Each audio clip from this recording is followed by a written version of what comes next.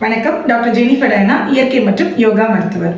உங்களுடைய ஹேரை க்ரோ பண்ணுறதுக்கு அல்லது இருக்கிற முடியை காப்பாற்றுறதுக்கான 5 டாப் சீக்ரெட் தான் இன்னைக்கு சொல்ல போகிறேன். ஸோ இது ரொம்ப பெரிய சீக்ரெட்ஸ், யார்கிட்டையும் சொல்லிடாதீங்க, சரியா?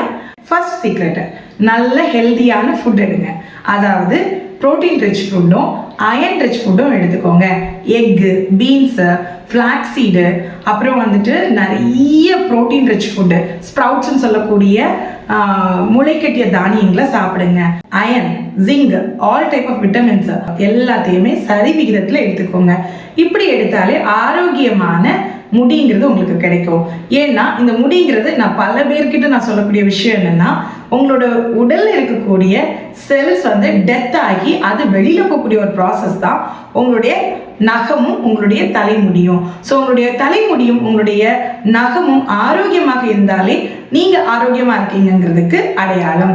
ஸோ உங்களுடைய ஹெல்தியான ஹேரை வந்து க்ரோ பண்ணணும் அப்படின்னா இந்த ஹெல்தி டயட்டை ஃபாலோ பண்ணுங்க.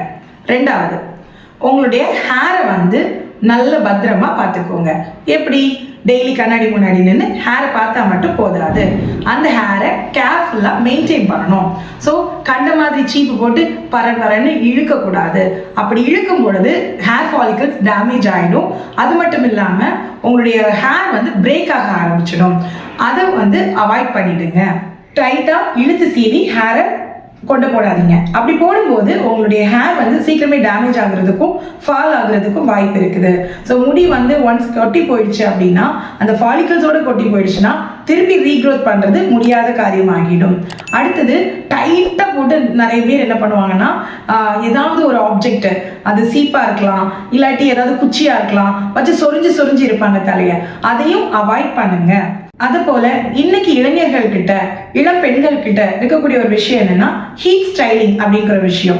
அதாவது உங்களுடைய ஹேர் வந்து ஸ்ட்ரைட்டா இருக்கா, கேர்ள்ஸ் ஆக்குங்க, கேர்ள்ஸா இருக்கா, ஸ்ட்ரைட் ஆக்குங்க அப்படின்ட்டு வரக்கூடிய நிறைய விளம்பரங்களை பார்த்து ஹீட் ஸ்டைலிங் பண்றாங்க.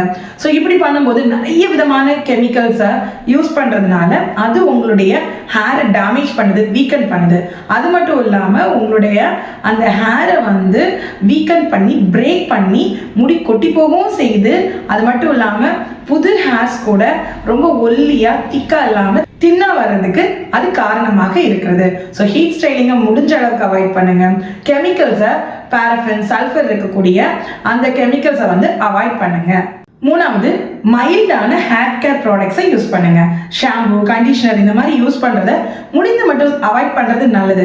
பட் இன்னைக்கு உள்ள ஒரு ட்ரெண்டியான வேர்ல்டில் வாழும்போது அது கட்டாய சூழ்நிலைக்குள்ளே போகும் பொழுது கூட இந்த சல்ஃபேட் ஃப்ரீயான கெமிக்கல்ஸ் இல்லாத ஒரு ஹேர் கேர் ஷாம்புவாக இருக்கலாம், கண்டிஷனராக இருக்கலாம், யூஸ் பண்ணுறது நல்லது.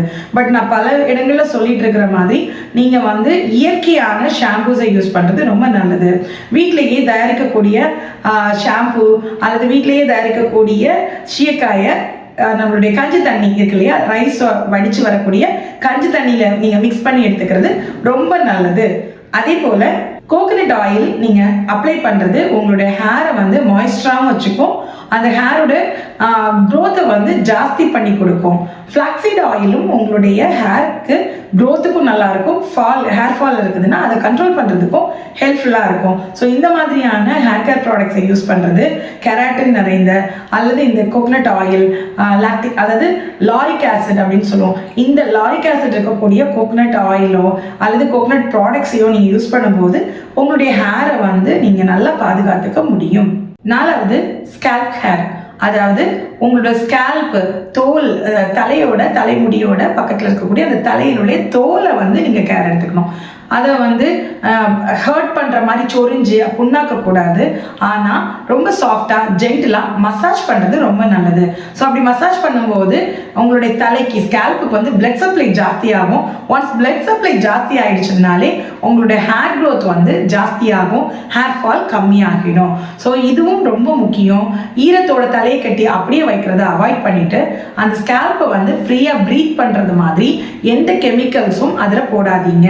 குறிப்பாக கண்டிஷனரை வந்து அதுலேயே நிறைய பிராண்டட்லாம் எழுதியிருப்பாங்க, don't use your conditioner in the scalp அப்படின்னு சொல்லிட்டு, அதாவது இந்த பகுதிக்கு கீழே உங்களுடைய முடி பகுதியில் மட்டும்தான் கண்டிஷனர் யூஸ் பண்ணணுமே தவிர்த்து உங்களுடைய தலைப்பகுதி அல்லது ஸ்கேல்ப் பகுதியில் நீங்கள் யூஸ் பண்ணக்கூடாது. ஸோ இந்த மாதிரி கெமிக்கல்ஸை நீங்கள் அவாய்ட் பண்ணுறதுனால உங்களுடைய ஹேர் ஃபாலை கண்டிப்பாக கண்ட்ரோல் பண்ண முடியும். 5வது பாயிண்ட், மேனேஜிங் யர் ஸ்ட்ரெஸ். எல்லாருக்குமே டென்ஷன் இருக்குங்க.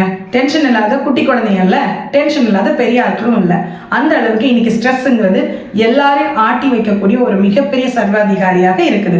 ஸோ இந்த ஸ்ட்ரெஸ்ஸை தூக்கி போடுறதுக்கு yoga, meditation, exercise, singing, dancing, music, இப்படி ஏதோ ஒரு விஷயத்தை நீங்கள் தேர்ந்தெடுத்து அதன்படி நீங்கள் வந்து ஜாலியாக லைஃப்பை என்ஜாய் பண்ணிங்கன்னா, உங்களோட ஒவ்வொரு நிமிஷத்தையும் வாழ ஆரம்பிச்சிட்டிங்கன்னா, ஸ்ட்ரெஸ்ஸை மேனேஜ் பண்ணிட்டா ஈஸியாக உங்களுடைய ஹேர் ஃபாலை நீங்கள் கண்ட்ரோல் பண்ண முடியும். ஸோ இந்த 5 பாயிண்ட்ஸையும் நீங்கள் ஃபாலோ பண்ணும் பொழுது உங்களுடைய ஹேர் ஃபாலை கண்டிப்பாக ஸ்டாப் பண்ண முடியும்.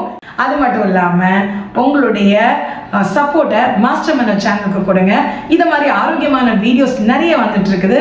உங்களுடைய டவுட்ஸ் தேவையான வீடியோஸை கமெண்ட் பாக்ஸில் இருக்கக்கூடிய எங்கள் நம்பருக்கு காண்டாக்ட் பண்ணி சொல்லுங்கள். தேங்க்யூ.